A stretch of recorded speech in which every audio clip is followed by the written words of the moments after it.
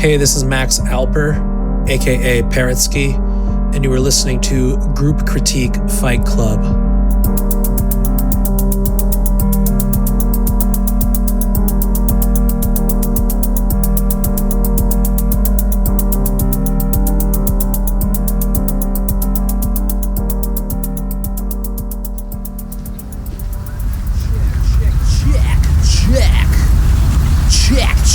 Check.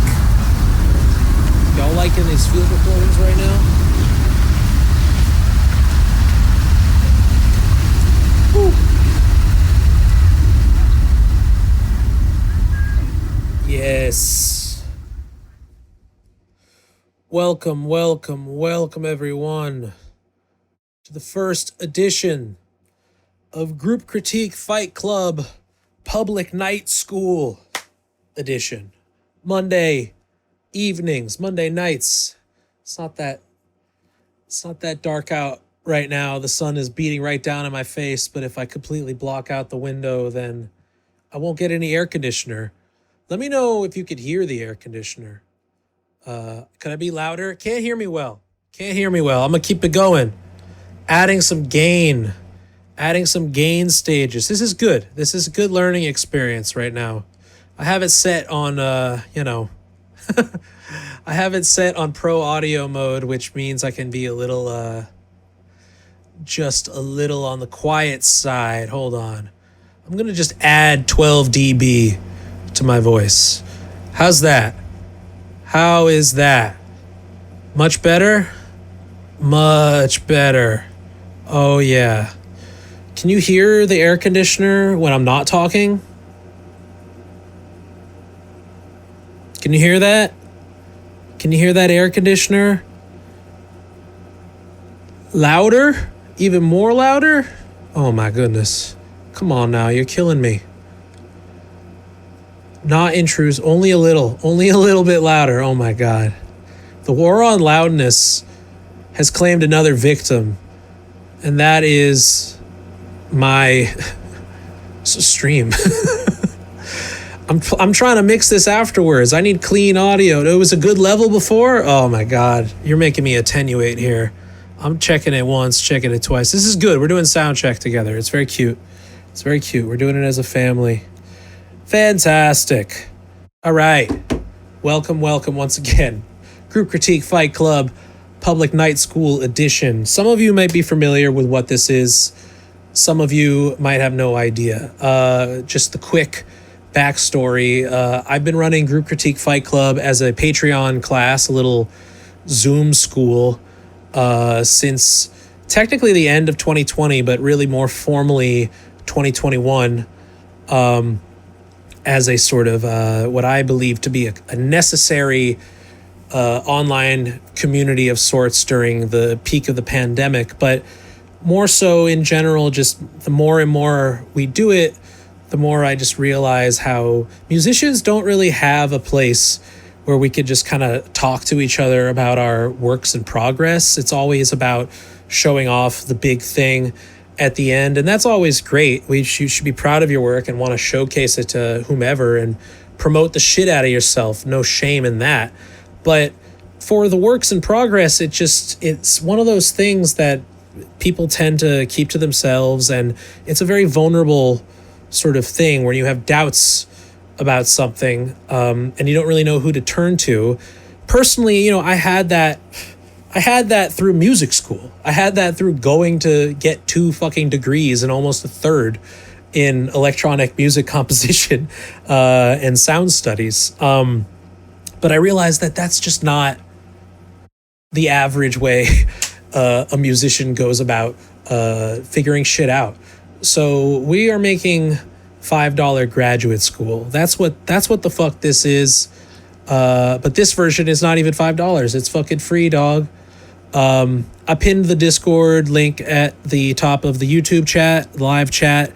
Feel free to join. Let's just go over the house rules before we get into music and discussing. But obviously, on the Patreon school, we're all in a Zoom together. We're all sharing mic and have the camera on, and we're talking to each other. So it's a much more formal classroom environment, virtual classroom environment. The live stream, we got to adapt. So we are utilizing the live chat here in YouTube in order to take care of that. So join the Discord to send your music and chat when we're not live, when we're just chilling and talking about music and shit. And feel free to continue the group critique over there. But while we are live on the tubes, we use the chat here on the stream. So just to be clear, let me open up the Discord. Speaking of which, I just read off the house rules real quick. Okay. Opening up streamer mode. All right, so house rules. We're going to listen to each other's tracks, right? But I'm not trying to hear, we don't want to all, I'm sure your 12-minute multi-movement composition is fantastic, but for the sake of getting in as many people as we can here live together and not making everyone wait for fucking 3 hours or whatever, I want y'all to limit your tracks to 5 minutes or less. And obviously, you are encouraged to submit works in progress and unreleased tracks, right? Like the whole point of this is in a unironically safe space.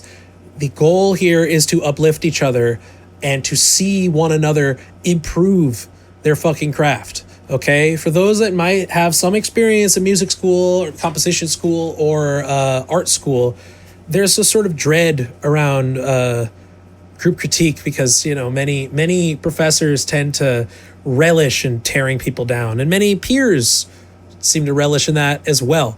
We ain't about that. Definitely ain't about that. The whole point of this is to see each other improve. The whole point of this is to have more like-minded, forward-thinking musicians in this world. This is a war we're fighting, okay?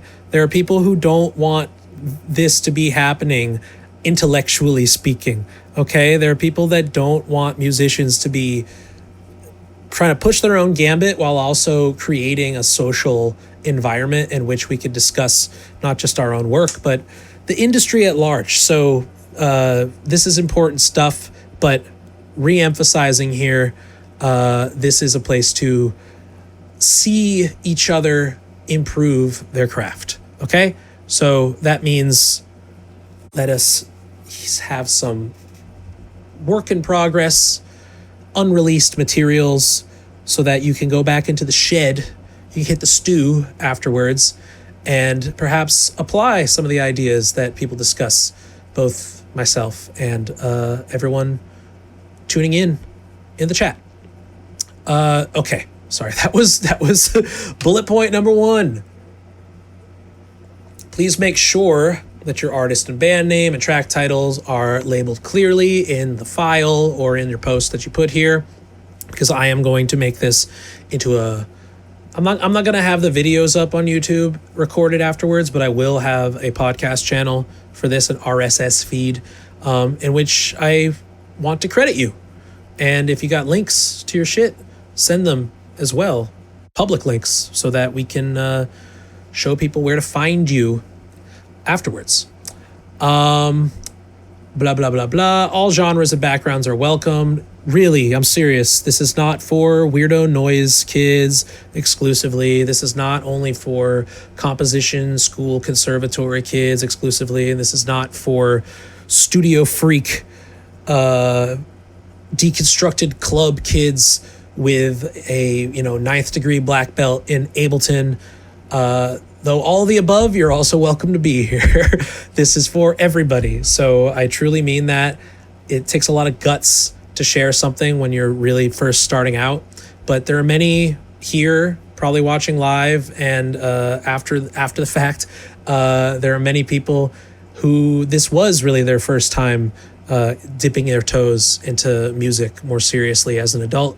And certainly the first time participating in a sort of group critique seminar setting such as this. So it takes a lot of guts, but there are people out there who could tell you it's worth it, myself included. I was once a wee lad too scared to show my free improvisatory vocal scats to the world. And now I don't even do that. Now I'm just making sad songs on the piano, but not the point.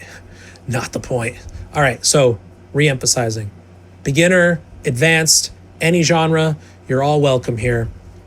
I'm into it all, and I mean that unironically, for real, for real. If you are seeking specific feedback regarding a piece, a composition, production, performance in relation to the submission that you have put in the chat, please let us know in your post. Ask questions if you have specific ones. Otherwise, we're just going to go for a more general feedback. And I want y'all to be specific, okay? Nothing more painful than that was good. It's just as painful as that was bad. It's because it's not helpful. I want to know where it's getting to you on a positive level. And if you feel like there's room for improvement, be specific.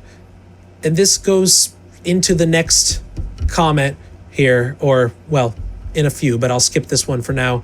Again, re-emphasizing this is a genuinely safe space. And if you can't provide that constructive feedback, if you can't,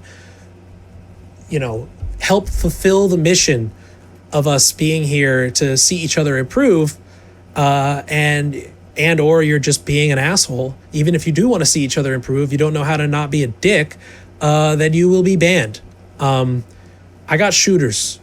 I got people who will, I got mods, not live right now, but soon to be. But I got some settings on here. If there's one thing this fucking AI YouTube bullshit can do is find a way to kick out the dickheads. So don't be one, and you won't be kicked out. Okay, going back again here, by posting here in this channel, you are agreeing to have your music shared on the air, live, as we are now, and the subsequent podcast channel after the fact. And hopefully there won't be any flags as far as copyright goes. We'll see how that goes, but definitely not going to be posting this to Spotify. You know my stance. Everyone can go listen to Critical Listening Podcast with me and Liz Pelly to hear us talk specifically about that. But we're not here to talk about that. We're here to talk about you. And more on just the emphasis of like being social as a musician is really important. And I think that the internet still has some use for being a launch pad to more IRL hangs and shows, and just generally making friends. I've said it before. They say that there's a fucking loneliness epidemic out here, but not in the music communities that I go to when I go out to a show. I'll tell you that. I know it's hard to talk to fucking strangers, but it's a little easier when you meet them on the internet first and you determine that you both like this particular artist, or, hey, I live here, you live here, I'm trying to book a show. Do you want to play a show with me? Yes, stranger, we are no longer strangers. We are pals. That's how this shit works, man. That's how this shit works in fucking 2006 when I was on MySpace making God knows what type of music, and just had my own little Boston 617 geotag on that and just started following other locals. And like, yeah, maybe in retrospect, it was weird for like a 34-year-old to respond to me being like, you like my music? Do you want to play a show? But they did. And we did end up playing a show together. Yeah, this is also totally. So meeting people from the Reddit in my city posts, as well as OG Facebook groups, man. Do you know that Facebook didn't have an algorithm before like 2014, 2015? It was just an archived feed of the people that you followed and the posts that they made chronologically. What a fucking concept to just use the internet as a social platform to potentially get off the fucking internet. Obviously, they don't... that interferes with their bottom line as it goes. But not here. If you suddenly get the urge to go to a show halfway through this stream, get off the phone, get off the computer, and go fucking go to the show. You don't need this. You can listen to it later. It's more important to just go to the show. But yes, I have to tell myself this often. I'm deep into Death Stranding too. I want to sit on the couch and keep playing that, but there's this show happening in town, and I'm like, ugh, I'm gonna go. I'm gonna fucking do it. Have a cup of coffee now.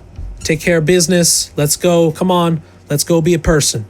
So hopefully here and in the Discord, y'all can discuss with one another a little more on the geo specifics without doxing yourself, obviously, and go be a person, you know?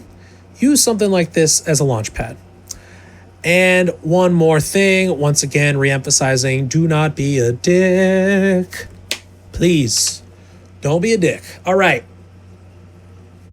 Are we ready for fucking music? I'm going to try to do as much as I can in an hour and a half or so. We'll see what we get through. It usually amounts to 5 or 6 tracks. But not to worry, the next week we will just pick it up where we were last time. Beautiful, right?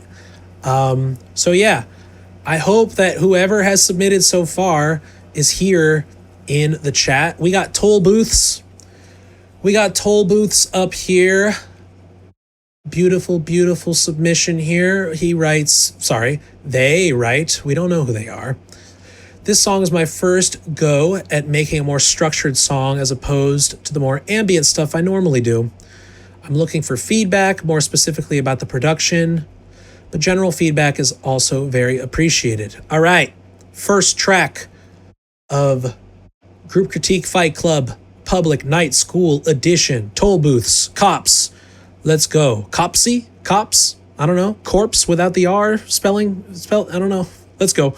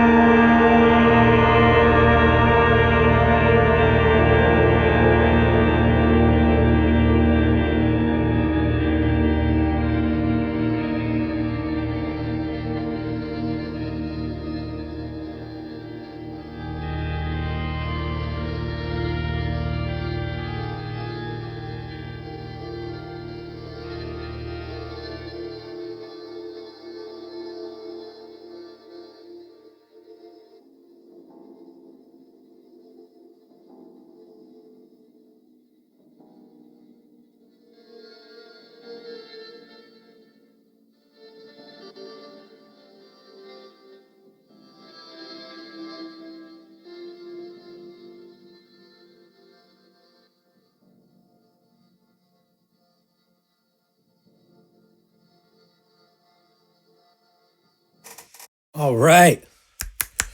Give it up.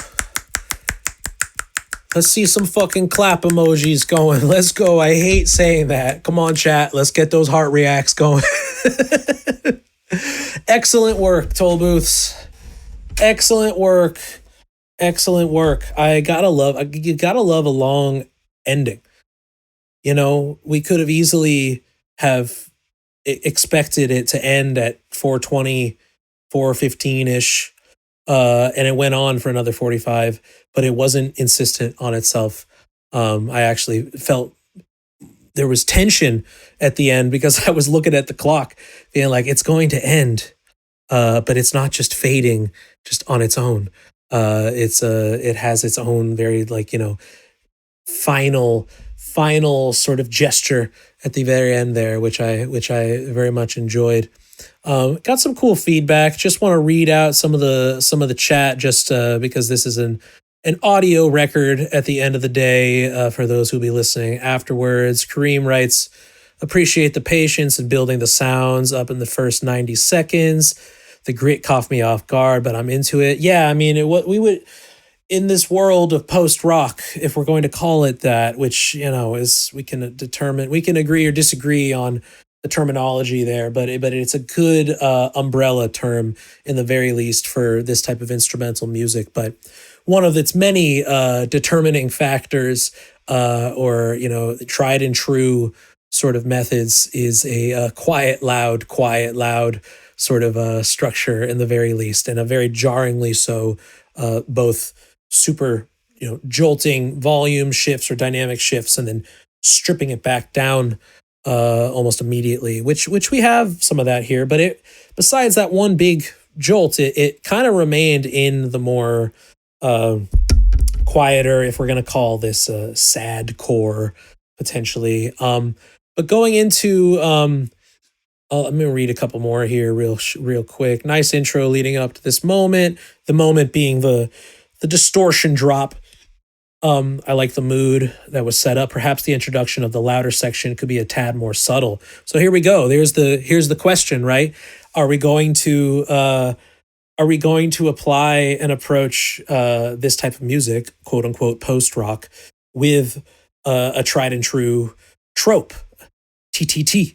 I feel like that's going to become something, tried and true trope. Because there ain't nothing wrong. If it ain't broke, don't fix it, right? But it's about intention.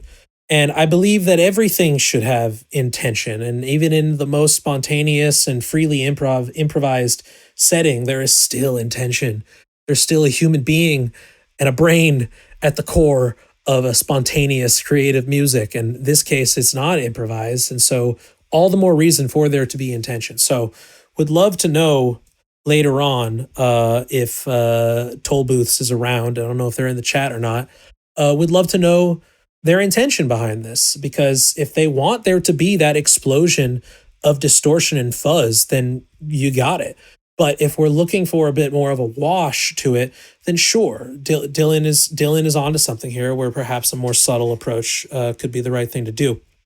Alma talking about how they would like more vocals on this, if they're meant to be buried, or more presence on them if you want us to hear them. Yeah, that's a good point. And this more blends into the shoegaze, I guess descriptor, from just the typical vocal mix being, you know, very much buried.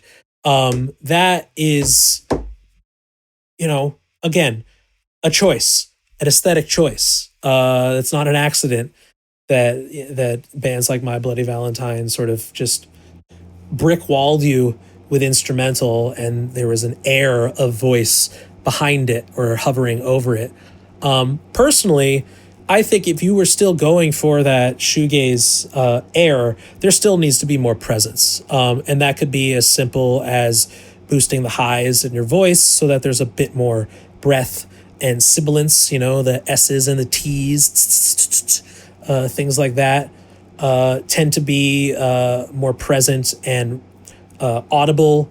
Psychoacoustically, we interpret higher frequencies at a louder sort of interpretation our brain does than lower frequencies. So it might not even necessarily be a matter of levels or compression. If you wanted to boost the highs and see if it gets you where you want it to go. But that being said, if there's any sort of what's the word? Intention. What's the word? The one I was just talking about. Intention. If there's intention for lyricism to be audible, then we need more. We just need there to be way more presence on that. A compressor is your friend. Boost that threshold. Don't let it get quieter than negative something on the meter. Let us hear more of it. It won't necessarily boost it past where it already is at its loudest point, but it will certainly bring up the quietest point to a much more audible, present sort of level. So that would be my thought on that. If we want to stay within the realm of this post-rock and shoegaze from a vocal production perspective, I would agree with Alma that we should, in the very least, find more presence with that. If they're meant to be buried, I think it could still be done with a bit more intention and pizzazz. Right now, it just feels unmixed, is my ear on that. So those are my thoughts on the vocal recording side of this. I mean, in general, there's Tollbooths. There you are.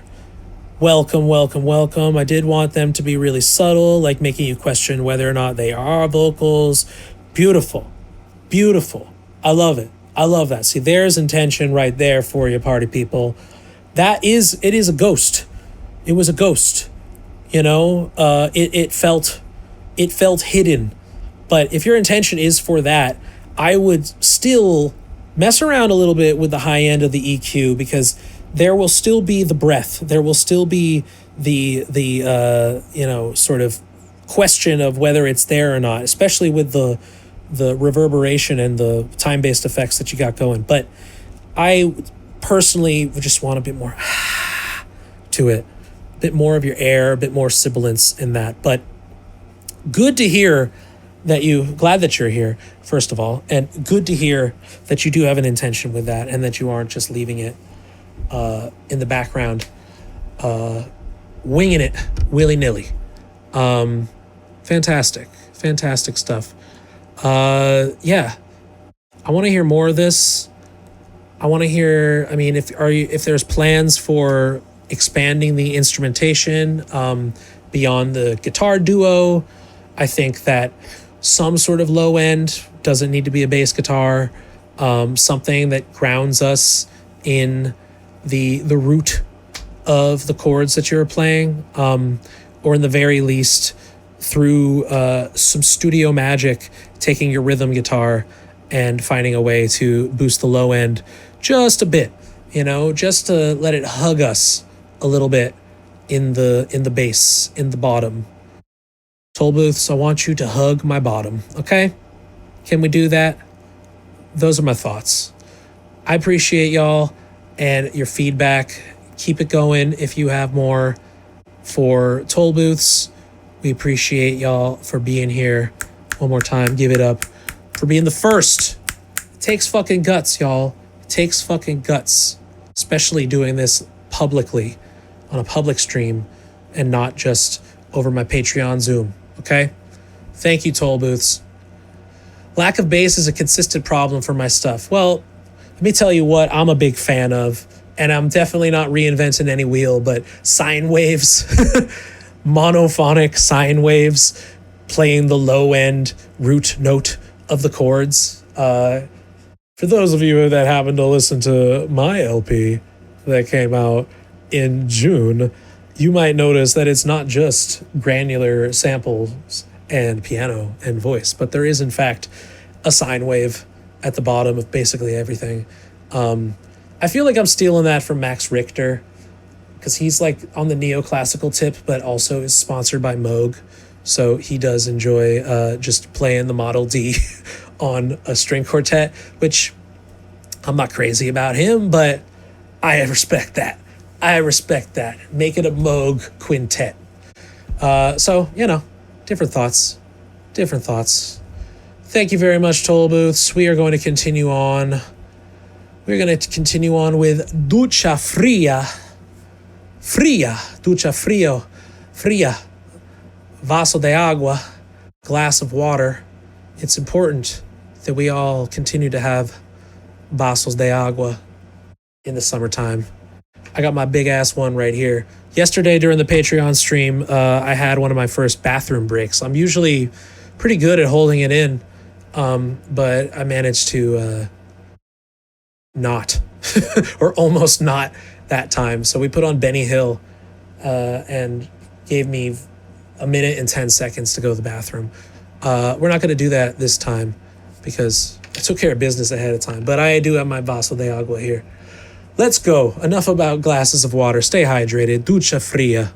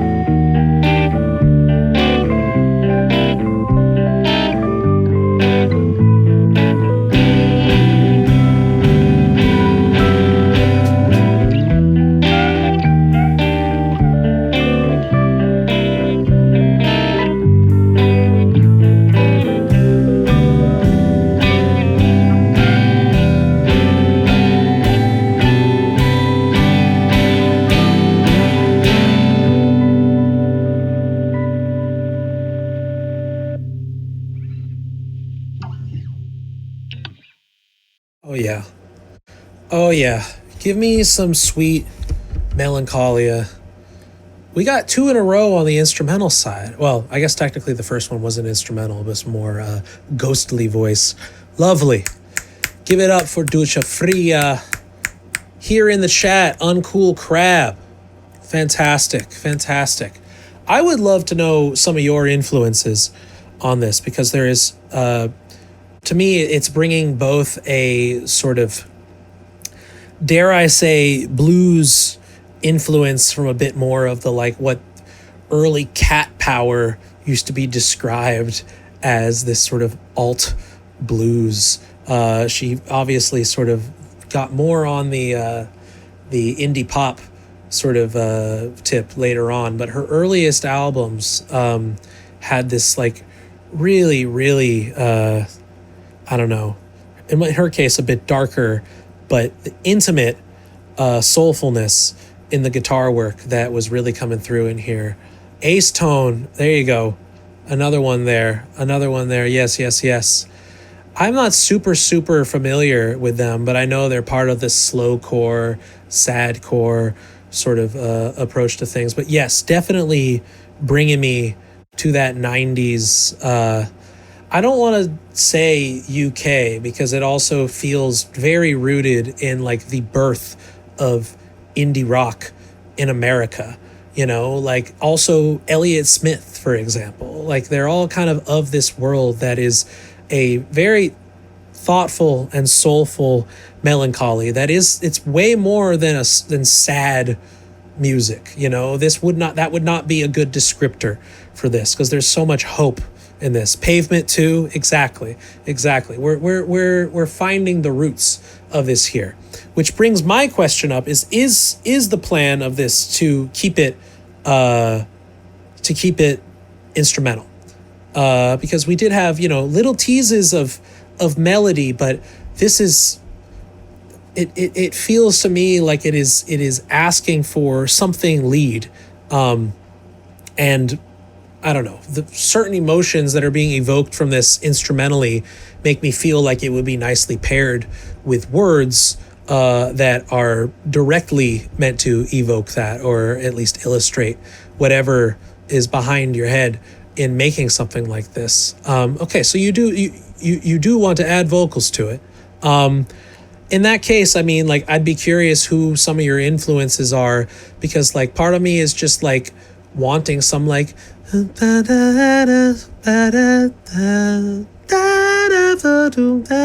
like hushed but very expressive, very clear, straightforward melody making over this. But you could also get loud, like you could also belt on this. I mean, that's what I really do love about that early Cat Power stuff, is that she's like, she's I mean, she had some issues, but she would most certainly get a bit ragged in the voice and really just kind of like bare her soul, regardless of the dynamic range or hushed quality of the instrumental. If the moment called for it, she yes, she'll holler. That's what Breathplay says. She will holler. And I don't know, I mean, it's there's an ambiguity here if the vocals are the next step. So I'd be curious what you think, Uncool Crab, as far as like, yeah, you definitely got to build that confidence up, and that is the number one studio. Even with live singers, I see this where people are playing in bands, can play in front of an audience, no problem. Then they put headphones on in the studio, either home studio or professional. They hear themselves up close. But this is giving me it becomes this new hurdle that many are unfortunately don't feel they're able to jump over. And I think that requires it's just like, fuck it. The only way out is through. And the only way that you're going to get the delivery that you want in a instrument as human, innately human as the voice, it's going to, I think it's going to, bring something out of you that hopefully a group like this can validate and inspire, some confidence in you based on what we hear. But it requires you taking that first step and jumping that initial hurdle, Don't mean this as an insult, but the total opposite, to be honest. This kind of music, listening to it as emo-ish, lends itself towards, quote, unconfident vocals. I mean, like, that's what I kind of meant, at least by the initial description of just like hushed, almost whispery, You don't need to push it. In order to get there, and that might lend itself quite nicely emotionally to this composition, to have quiet, whispery, hushed vocals.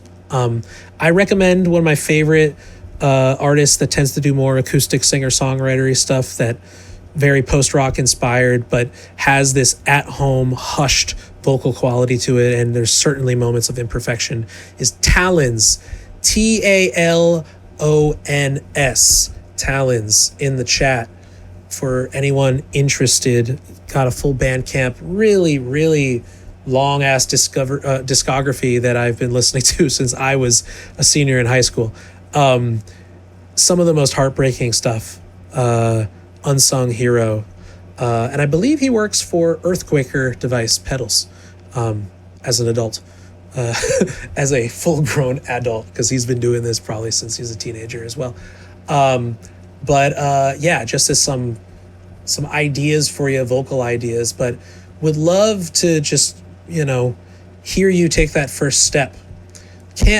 Be money. Can't let that anxiety thwart what might take the track to a new level. 100%. We're all here. We're all peers, This is about taking that step. And unironically, look at me. This is a safe space. I got shooters. I already got one mod set up now. Anybody's a dick, they're gone. It's about uplifting, and that includes getting you more confident in singing in the studio for your very lovely instrumental music. So keep going. Keep going, Uncool Crab / Ducha Fría. Wonderful, wonderful, wonderful. All right. Keeping it going. I'm loving this chat. We got some wholesome, we got some wholesomeness going on. That's what we want. That's what we want here. It's a wonderful thing. Everyone here is so kind. That's the most important thing, man. I don't know how old some of y'all are, but some young people, man, they, like anything, are trained on, raised on social media. Millennials, such as myself in their mid-30s, remember a time when there was an internet that wasn't an algorithmic social media. And man, the subcultures were just so much kinder by default. And we need to reclaim that subcultural kindness, because Lord knows there's enough dickheads in the physical world, especially in our DIY and underground music scenes. So for God's sakes, be kind to each other. It's really fucking easy, man. And if you aren't, keep it to your fucking self, or you're gone. But yeah, Ducha Fría, Uncool Crab. Also, if you have a link for your music in general, that if there's anything public that you want to share, that you'd want me to put in the show notes on the podcast afterwards, feel free to send. Okay. Going through. Why are some of these names blocked off, but not everyone? Weird. All right. How many? We got people. I'm going to try to be getting to as many people as we can today. But for now, we got ourselves, this person wants to go anonymously. So this is an anonymous artist who has sent us a track, a demo for Can't Replay Shit, KRS. They write, this should add up right to about 5 minutes. I'm looking for feedback on vocal mixing. These are two of my better mixes so far, but would be open to any call outs. So I'm going to pick one. And it's going to be Can't Replay Shit. Let me open up my browser and we will listen to it there on the Dropbox. It's a quick one. I would rather us listen to a quick one more than once rather than get two in at the same time. But send the next track down the line, anonymous. Send it down, resend the second one as a new post, and you'll just be back in the queue. But one per person per stream, please. All right. Can't Replay Shit, 150 BPM. I love it. I woke up on the wrong side of the bed. Wanted to jump in front of the chain and blow the particles out my head. Then I took a walk down the street and ate some lunch instead. My mood flipped on me just like a switch. Can't believe what I just said. Had some coffee and some bread. Then I took some time to think. Maybe not my fault. My nerves as cold as a skating ring. Had to laugh and had to scream. Crazy shit I can't replay. Had to stifle all my crazy shit, but I locked my ass away. Tell me how many times I played the game and watch it play is fake. I fuck around and found the fate to switch and crank it all the way, expand the game. I sit back and watch my money percolate. Y'all think that it's fun to flex, but always go and stretch the case. If I'm lying, I'm gonna speak that shit directly to your face and make a claim it couldn't possibly be something I can state. Then I disappear into a crowd of people trying to chase as the walls begin to build themselves and reach to outer space. I'm an architect, gadget master, Mr. Q for Bond. I spent all my time imagining my weapons, blades, and bombs. I take notes inside my book and go to cut another song with steady calculating magnitudes of vectors that I'm on. Trying to scrape together something reminiscent of the Bible. Steady reminiscing about the times that I was acting blind. Didn't listen to my intuitions or my state of mind. And mistakes I can't erase, no matter how I scrape the lines. Burn the page, only way to dip and obfuscate the chase. Smell my fingertips, wipe the prints so they can't find a way back to plates and names on top of tricks and pranks. I tried to play side effects of all the crazy shit I tried to undertake. Looking back, I don't remember half the shit I used to do. So don't believe me if I shake my fist and try to yell the truth. Couldn't pass a polygraph even if they tried to pay. Product all the crazy stupid shit that I cannot replay.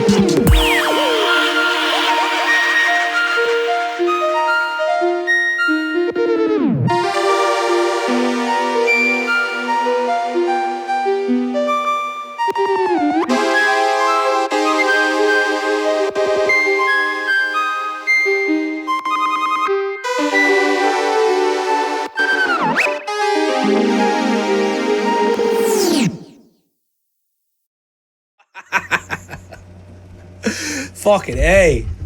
Fucking A. Give it up for Anonymous. Oh, man. I wish I could name drop him, but they told me not to. Bruh. This is giving me that 2025 flow right now. I'm going to assume BandLab, FL, potentially BandLab, as our DAW here. There is, as Breathplay wrote, the got that BandLab clip stank. The clipping is becoming, the kids are fucking all right, man, because they are the history of music technology is taking something and using it in a way and pushing it to an extreme that the manufacturers did not intend, and the manufacturers of whichever DAW you're using did not intend for you to clip this way, and I tip my hat to you for doing so tastefully. Really, really enjoy production on this. It's simple, it's bubbly, it can almost fit in with a almost mysterious level of sorts and an RPG of sorts, but the drums are just blowing us, and in a interpret that how you will, blowing us away. They're really, this is the new aesthetic. I mean, you know that there are more extreme BandLab clip artists out there.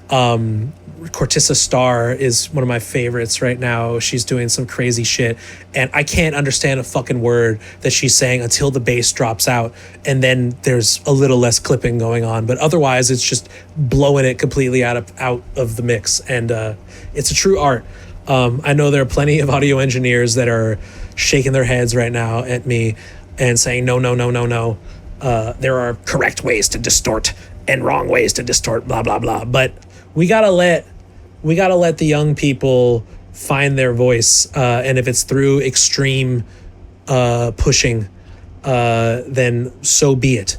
Now the flow you got is wonderful. This is once again like very much in line with 2025. I am listening to a lot of BLP kosher right now, and that entire I guess Broward County, right? Broward County, Florida sound that's happening right now. We're past SoundCloud rappers in Florida. We're BandLab rappers in Florida. There is a pocket, as we say in drumming and rhythmic analysis terms. The pocket. It's not necessarily too rushing. It's not necessarily dragging, but there is an imperfection that is perfect. Oh man, I'm gonna say it again. Perfect imperfections. We need a sample drop. There are things that I say. People who are used to the Patreon stream know there are things that I repeat often. And perfect imperfections is one of them. And your flow is perfectly imperfect in that way. There's just a little bit of a drawl rhythmically to it that's just like kind of dragging it, but then it brings us right back in. All right, there you are. I'm not going to dox you on the record, but you're here. I don't know if you want to anonymize yourself live in the chat. I won't name you out here, but you wrote, "Thank you. I actually made the synths with Ableton Operator." Oh, okay. Yo, we got ourselves a Band Lab imposter. They are getting the Band Lab sound through the pro audio production and synthesis software. So synths made with Ableton Operator, and then having a friend flip the beat. Oh, okay, so the friend made the drums, you made the synths in Ableton. Not sure how the clipping effect was achieved. It must have been through some saturator he was using. Okay, gotcha. Well, kudos to your collaborator on the production, because you should definitely be laying into this destruction of audio. You recorded the vocals over it after getting the beat back, so there's only some light limiting going on yours. Got you. Going off of what some of the some people said, I'll read some of this out here. You're already off to a great start because you've got the vocals loud. That is a very common first mistake, not realizing how hard you have to push them. Yes, you are the lead vocalist here. You are fucking rapping. We need to hear what you're saying, and you are, right on the money, in the very least, getting us that foundation.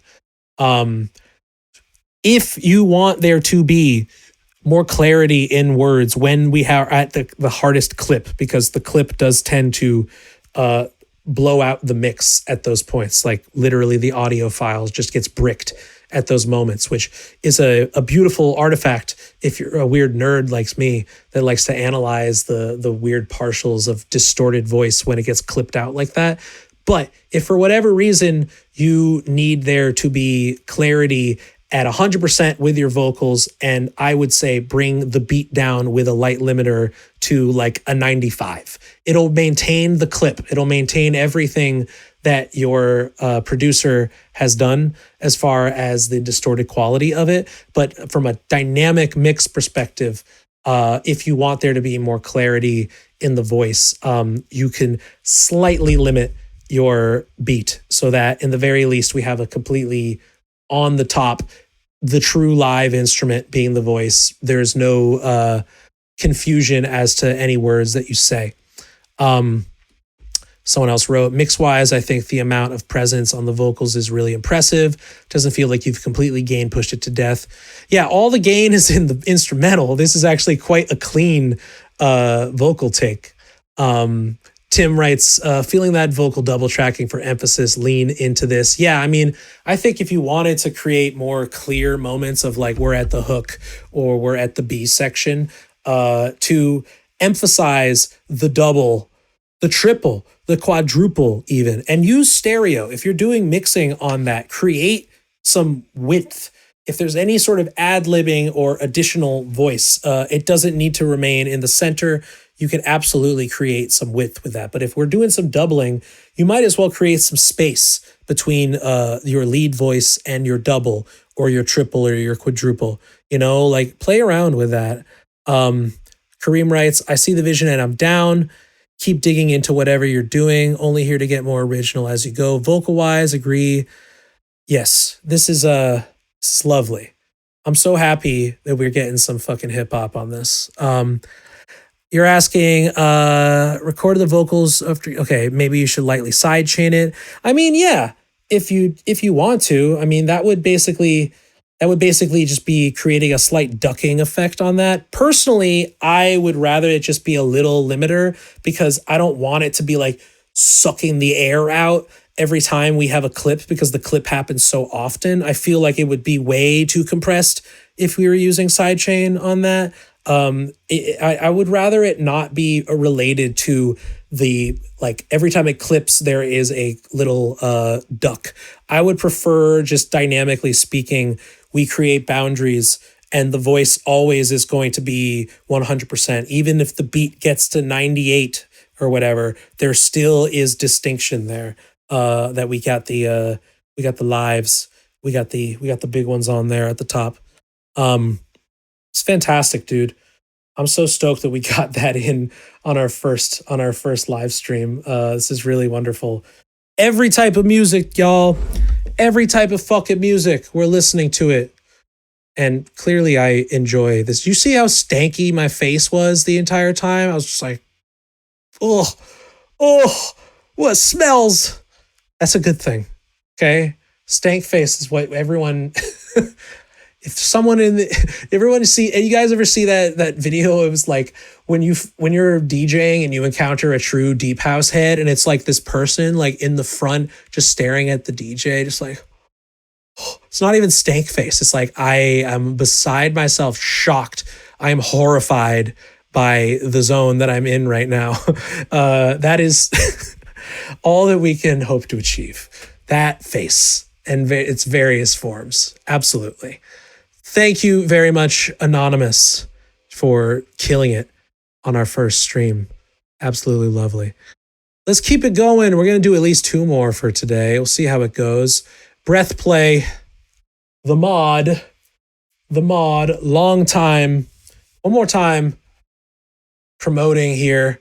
Join the Patreon if you enjoy this and you want to talk actually over microphone and with a like-minded group of folks. Patreon.com/Parrotsky. Breathplay can attest to the wonders of our little community there. There's a separate Discord for that goes deeper into various resources and stuff. We got a whole sample pack thread, people sharing shit. We got shows, people posting up in there, services if I'm looking for someone to edit video or whatever. Yes, you will only be submitting very lightly to this because you're a prolific poster in the Patreon Discord. That is true. Plenty of music over the years. All right. Breathplay asks, what can I do to make this maximally spinnable, aka spinning in a DJ set? What can we do to make this fully ready for a CDJ to be mixed with something else potentially? Let's get it. Slow Carly, version 1.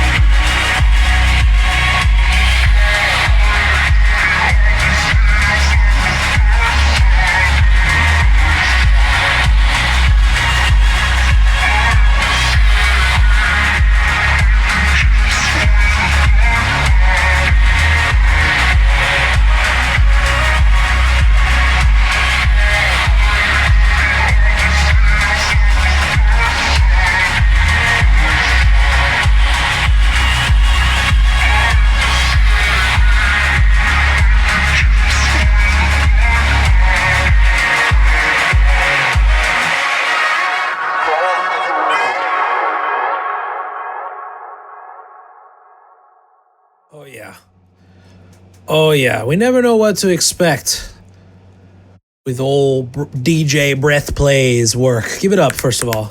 Give it up. Let's see those fucking hearts go. Let's see those claps go. Come on now. Is there a clap? Can we do a clap? What about you search clap emoji? Boom. Boom. Clap right there. Boom, shake, shake. Oh, there's a 100, 100, 100, 100, 100. I'm doing that right now. 100, 100, 100. It's not 100. There are still some things that can be done, but it is very good. So questions that I want everyone to be thinking about here, because this is what they're asking. How do we make this maximally spinnable? So if we're listening to this at, standalone, it is a slow track, right? This is what? 70 BPM? I don't know. You tell me, Breathplay, but it is certainly under a hundo. My educated guess right there, which brings us to this question somewhere in the 70-ish. Okay, whatever. Love it. So that brings us to the mid 70s. Cool. All right. This brings us to the pragmatism of DJing, right? Because, and I know you know this, Breathplay, but for everybody else, it's a BPM game. Entire DJ sets have been picked by lesser DJs for simply their tempo and their ability to blend 4 to the floor at 140 with another track at 4 to the floor at 140. And it is just the way that it works. We are appealing towards, we meaning the royal DJ, has to appeal to the dancer, right? And so you got to think numerically. As much as I think the perfect DJ sets are eclectic and spinning whatever the fuck you want. Flow is important and movement on the floor is good. So I think that half of this should be on its own a halftime slow grind track. The type of dancing that would go with this is most certainly perreo, as they would say in PR, but some grinding, some bumping and grinding without a doubt. But being that it is in the mid 70s and we are thinking about this in the context of DJ sets, going double time into the 140s-ish, maybe low 150s perhaps. Now we're opening ourselves up to an entire world of subgenre mix capabilities, which mine first is thinking just about is in the terms of jungle, is in terms of breakbeats on this, because even just as a separate drum tool track, and for those not Tool the band, for those wondering, tool track meaning a track that's meant to be spun with other more melodic or harmonic and fully engaging song type tracks. A tool track is meant to be mostly drums, mostly rhythm section that is blendable from the drums perspective specifically. So thinking about if there was a breakbeat, I'm imagining it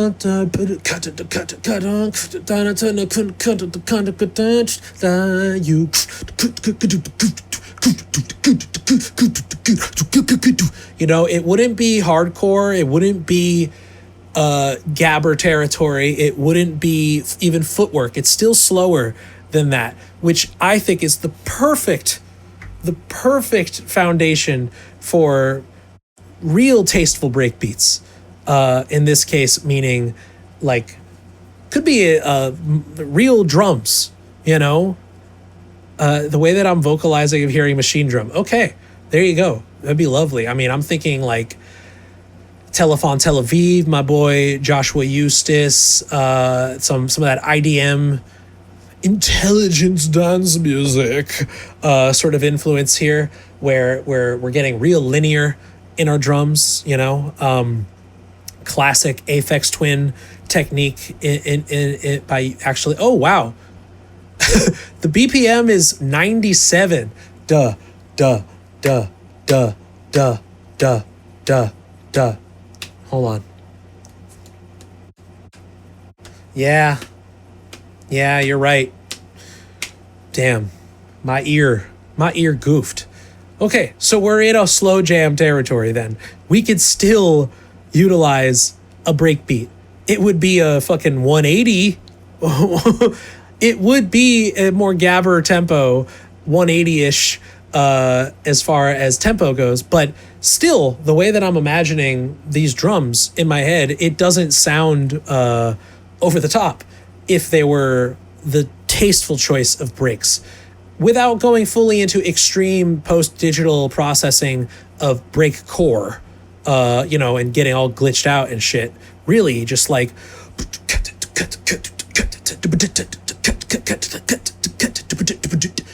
I'm not saying for it all. I'm not imagining this for entirety. It could be a double time break going back into halftime. I definitely would dedicate at least half of this. If you are thinking of including this as its own fully, like including a breakbeat or some other addition within this production itself and not just for spinning, give yourself half of this 4 minute. Give yourself at least 2 minutes to let us be halftime. Because I do enjoy the bumping and grinding. I do enjoy the slowness of it and to just be able to like sway rather than like really be moving my feet. But that's kind of the beauty of jungle, is that there is this inherent melancholic, slow soulfulness to the chord progressions and the pads that make up the genre. It's the drums that give us 160 plus, but if we're just listening to the chords, if we're just listening to Inner City Life for the chords and the melody, I'm just like, Inner City line. That is around the same tempo zone, So whether you intended to or not, you've set yourself up for being a junglist if you wanted to. Those are my thoughts from spinability. We got to think pragmatically here. I think if you give the people what they want and some bumping and grinding into some just like, start to really feel in that double time in there tastefully, you'd be right on the money with this. I'm just thinking about where we're at pragmatically from a DJ set, which in a live electronic music context is not a requirement by any means. And even in a DJ set, I'm being rigid here, it's not a requirement. But if you're trying to find a niche, your first time trying to spin, you need to find subcultural subgenres to align yourself with. And there ain't nothing more rigid than subgenre affiliations in the various club musics, techno, breakbeat, house, what have you. Someone might even call this on its own down tempo, which I don't know what that means, besides it being slower than 130 to 140. I've seen it used on things that are absolutely in house tempo, but I ain't one of those guys. It's definitely kind of witch housey for sure. I mean, I do enjoy your chopping and screwing of Carly Rae Jepsen, which I'm assuming that's the sample source in this. But to me, I do want to be brought into, I want to open the filter up. At some point. This is reminding me of, as its own track, is actually a Bad Bunny track. This is reminding me of Otro Noche in Miami from his first LP, which, I guess is more directly inspired by like synthwave of the late 2010s, but is certainly cruising music. Is certainly drive with the window down and the bass blasting on this. This is definitely, if Witch House falls in line with the, parallels to the waves that are synths and dark, but mostly synths in that case. But This doesn't need the breakbeat. I'm thinking, again, pragmatically as a DJ, where it might end up. Even if you leave this as a witch house track on the production side, I would be open on you, or at least I would encourage you to be open to finding double time blends with this. But yeah, them's my thoughts. Thank you, Breathplay, for taking part in our first little schmagoo, a little thing we got going on here today. Wonderful. All right. Next up, artist name is Bridge of Sand, and the track name is Tell Your Heart What I Said. Looking forward to being a part of this and to hear words on this one. Excited to hear everyone else's work too. So we don't have any specific feedback requests with this one from Bridge of Sand. So let's just go into it general. And yeah, Tell Your Heart What I Said by Bridge of Sand.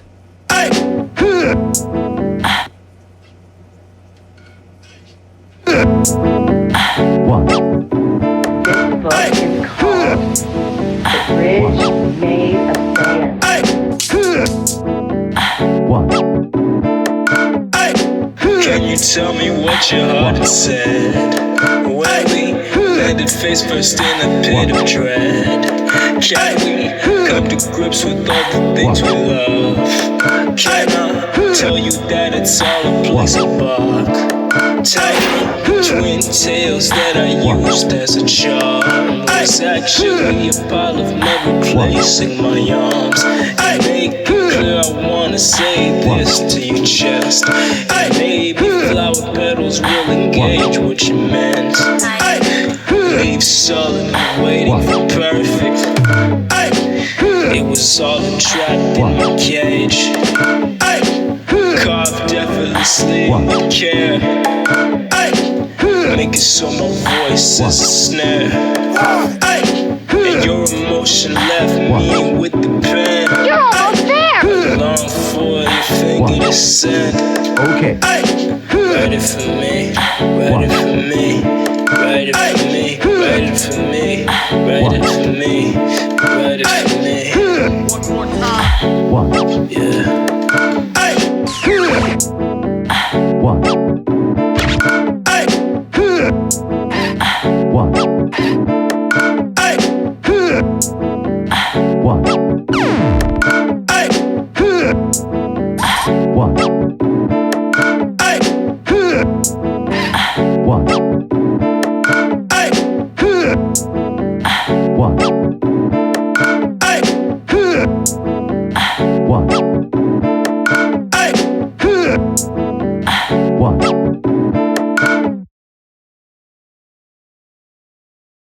All right. Those Street Fighter? What is that? Street Fighter? Tekken? What do we got going on here? I definitely recognize those samples in there. Someone name those sounds for me, please. Bridge of Sand. Lovely work so far. Reminded me very much of Real Estate. We're talking early 2010s, New Jersey's finest indie rockers. Some seriously, bringing me to the summer in New Jersey specifically. What I think it needs. Yes. So these are the sounds from the Yamaha keyboards of the 2000s. DJ mode. That's right. DJ.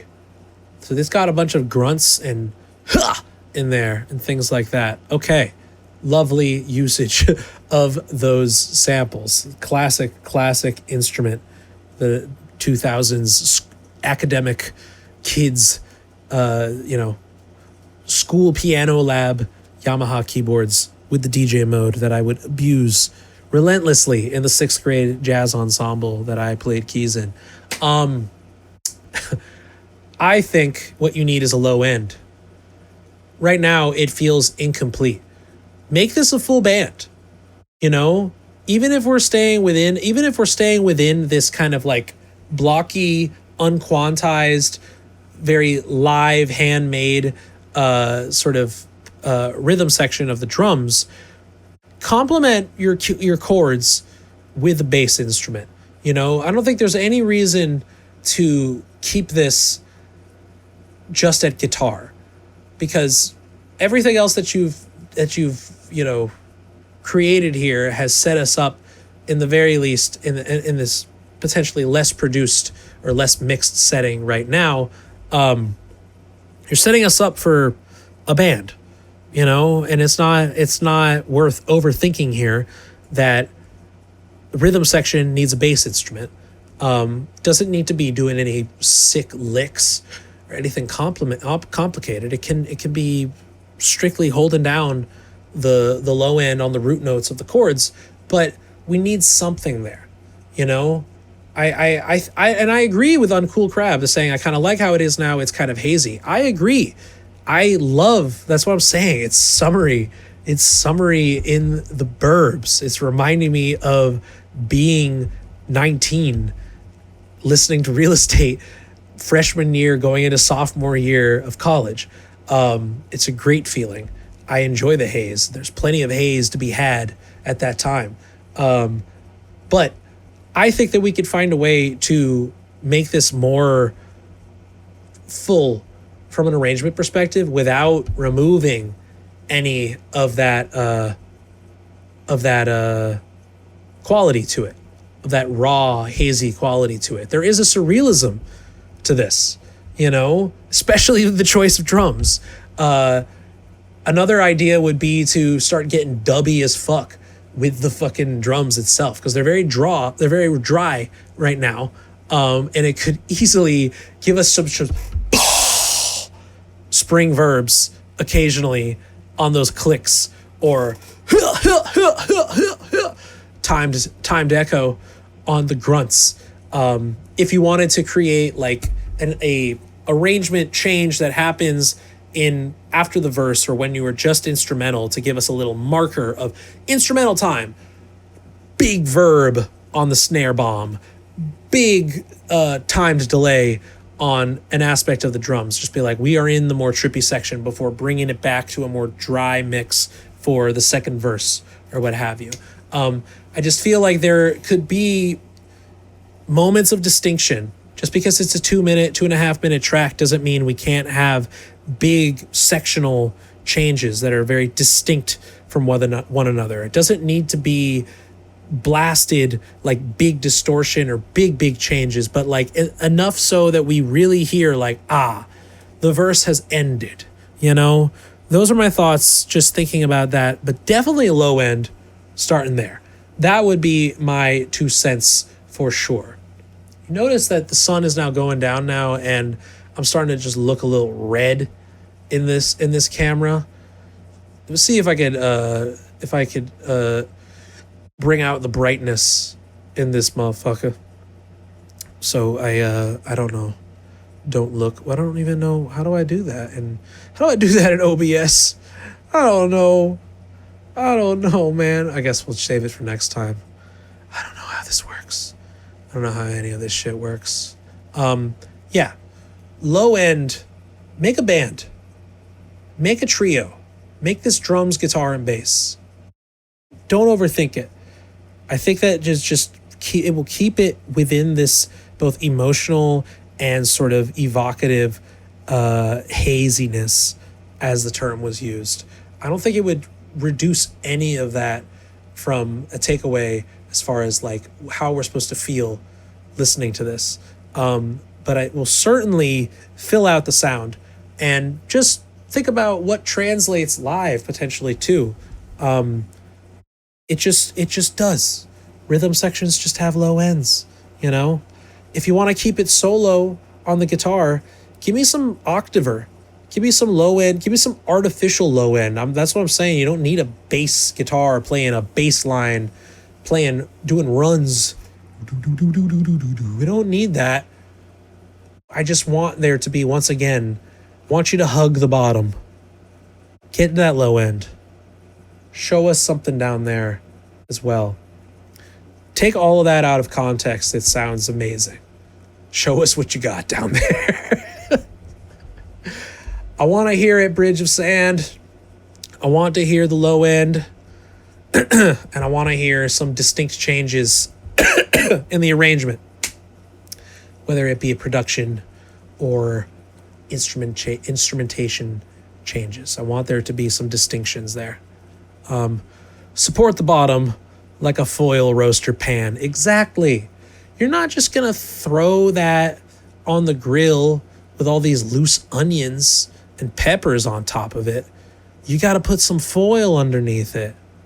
You got to just give it something down there just to support so that nothing falls through and that we feel like we are right as rain.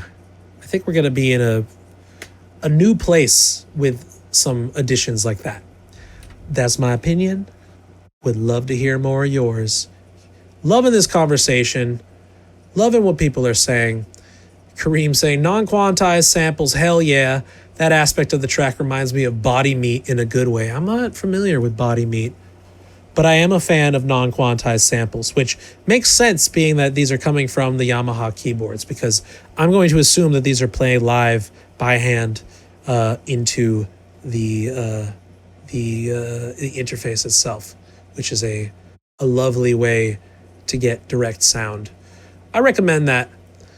You know, some people really thrive in the piano roll, programming their drums in the DAW specifically, but I think it just, like any instrument, performing it at your own pace. The beauty of MIDI instruments, you can do this as slow as you want, speed it up later if you want, make it quote unquote perfect if you feel like quantizing, but do it by hand. Musical typing, don't even need a MIDI controller. Use those QWERTY keys. I recommend y'all, if it's not your thing, to experiment. What a drum pattern would sound like to you programming it in the piano roll, either with a sequencer or just your mouse, versus by hand finger drumming. Big fan of the finger drummers out there. I mean, hell, fucking Jay Dilla was a church drummer as a kid before he started knocking it out. Again, very distinct choices of quantization versus lack of quantization on producers like Jay Dilla, Fly Low. Kind of these, could very much tell has some drum chops in there. Arab music, another classic, fully live, no quantization whatsoever. MPC God, love that shit.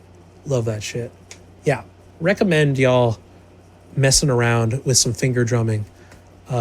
If you haven't taken the dive, plenty of things to be done there. Doesn't need to be complicated. All right, we're going to play one more. I'm going to play one more today, if that's cool with y'all. Thank you to everybody for hanging out this hour plus hour and a half session. I'm going to do one more today from Dylan Facts. Dylan Facts, what would you do? Version 2, Dylan Facts, right? Here's a V2 of a new R&B electronic song I made recently from an old instrumental. Might make some tweaks before class, but I'm just tightening up the production, hoping to be done with this on my end this week. Looking forward to hearing people's stuff. Let's get it. Dylan Facts, what would you do? Version 2.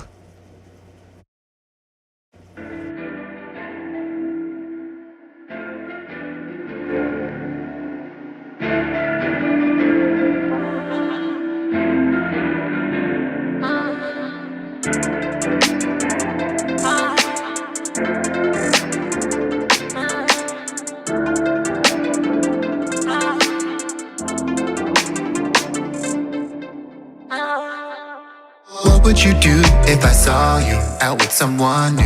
I wanna know. Don't really wanna argue, cause it would just prove that I knew the truth.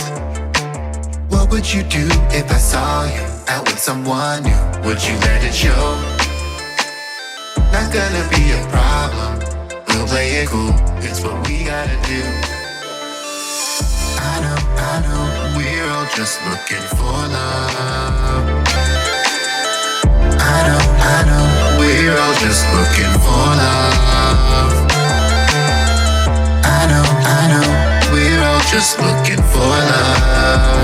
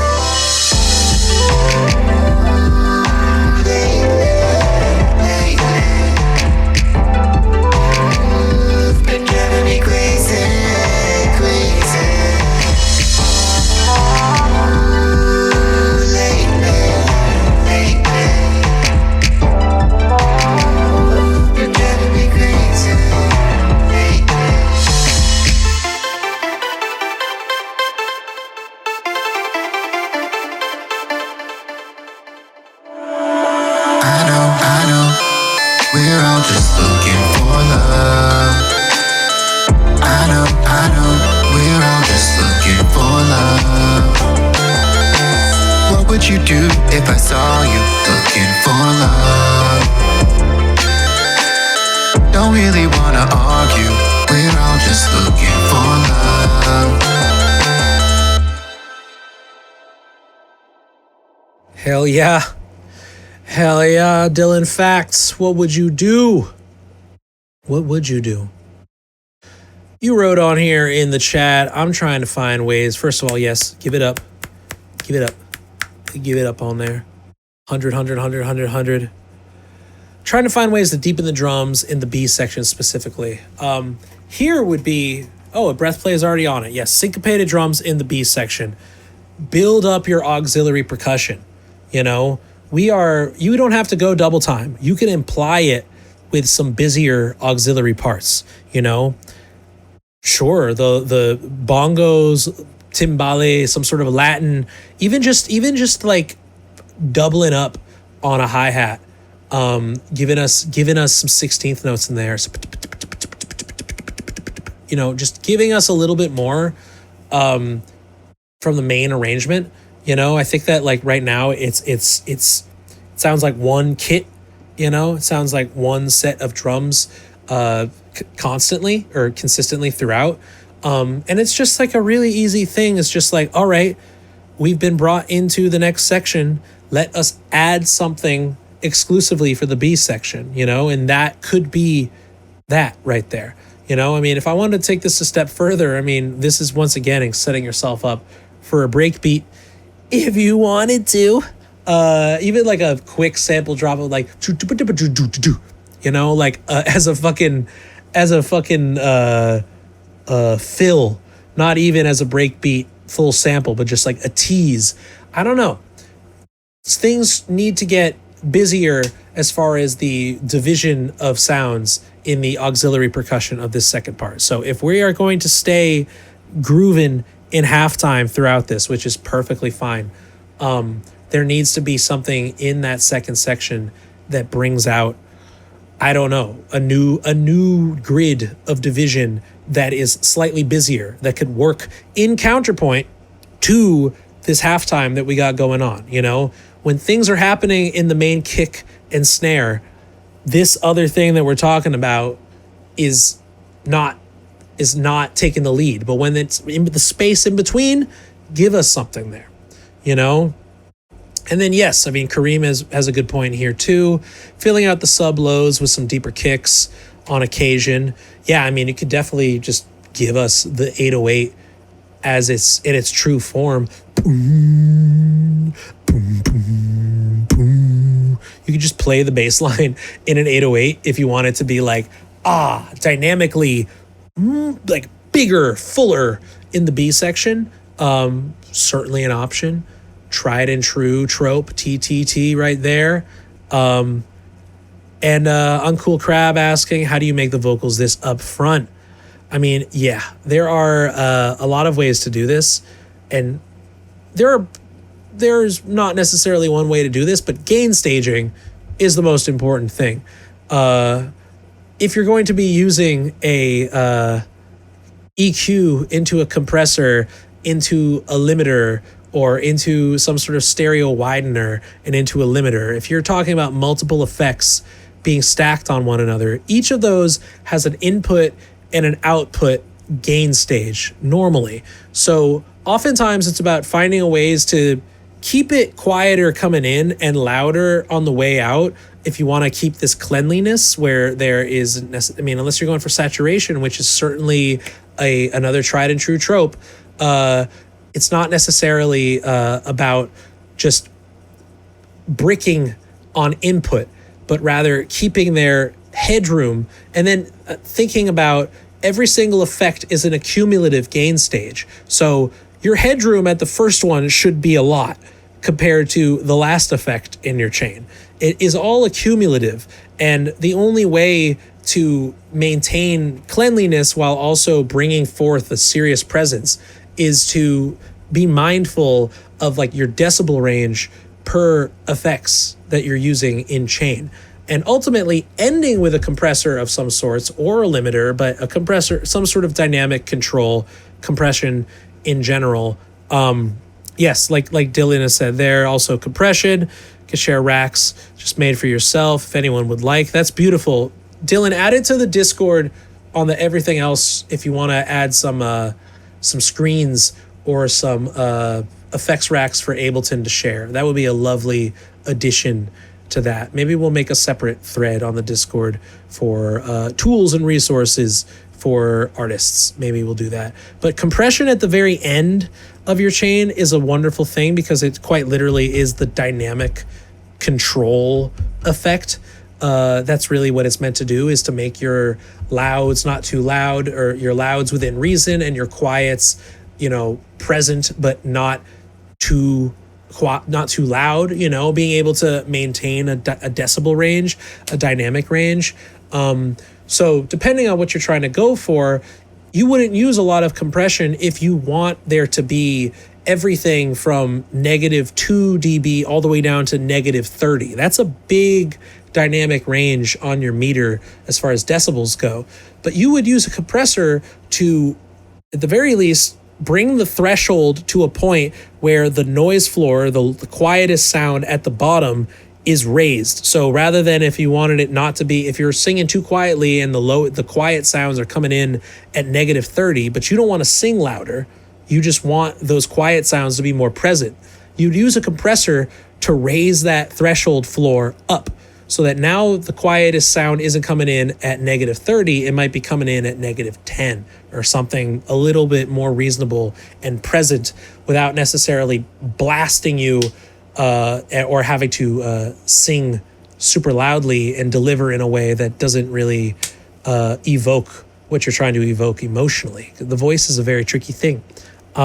So yeah, gain stage and utilizing compression at the end of your effects rack, pretty smart. I tend to put EQ before compressor. If we're being real, my channel strip would be a gate at the beginning, just to give me pure silence on a microphone. Even if I'm in a soundproofed room, I would like there to be pure silence, like a noise gate that just gets rid of the room tone or the line noise, and we're absolutely nothing, And then from there, an EQ of some sort, and then from there, a compressor of some sort. In that order tends to be mine, but it really, there's not necessarily one answer. But if you think about adding an EQ after the compressor, what you thought was a dynamic range that was locked in and tight, now your EQ is just adding more gain through specific frequency bands. So it might be perceived louder that way, maybe too loud if you have the EQ after the compressor. But it's not wrong. It's just something to be mindful of and experiment with. Dylan says the current setup is a gate, auto-tune, EQ, compressor, another compressor, utility gain, EQ, and the limiter. Wow, that's a big one. Well, you asked on Cool Crab, how do you get the voice so present? That is how Dylan Fax does it, with a big old stack of effects. So yeah, that's the beauty of software. Experiment. Flip your effects chain around. Duplicate something that sounds good, but you need more of. You could work to your CPU's content, not just your heart's content, your CPU's content. Yeah, that's it. That's it, baby.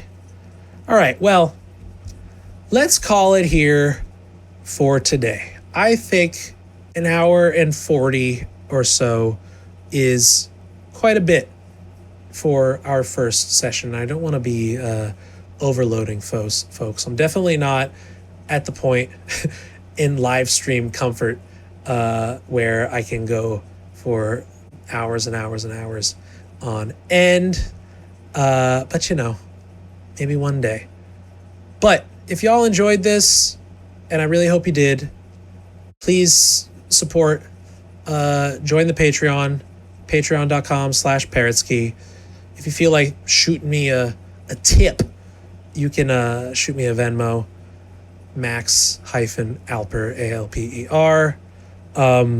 But yeah, I would rather y'all sign up for the Patreon and join the main Group Critique Fight Club that we have Sundays at 3 p.m.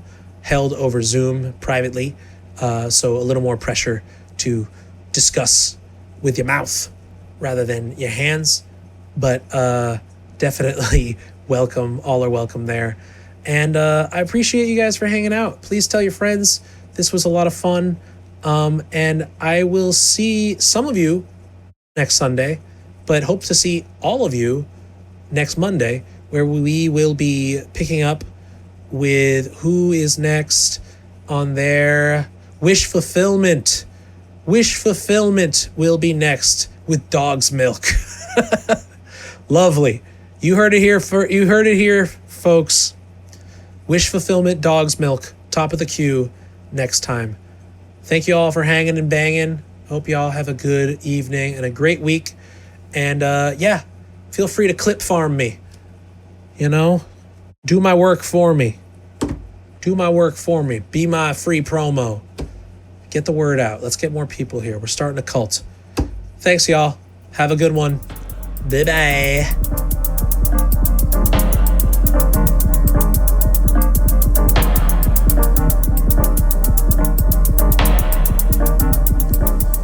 Thank you for listening to another edition of Group Critique Fight Club with me, Max Alper, aka Parrotsky. You can sign up for the Patreon at patreon.com/Parrotsky to get access to our Sunday Zoom school on top of the regular live public stream. Public stream takes place every Monday at 7 p.m. Eastern. All are welcome. And you are listening to the track Atop Alp Dog Mountain, Ja plays Pokemon Go by me.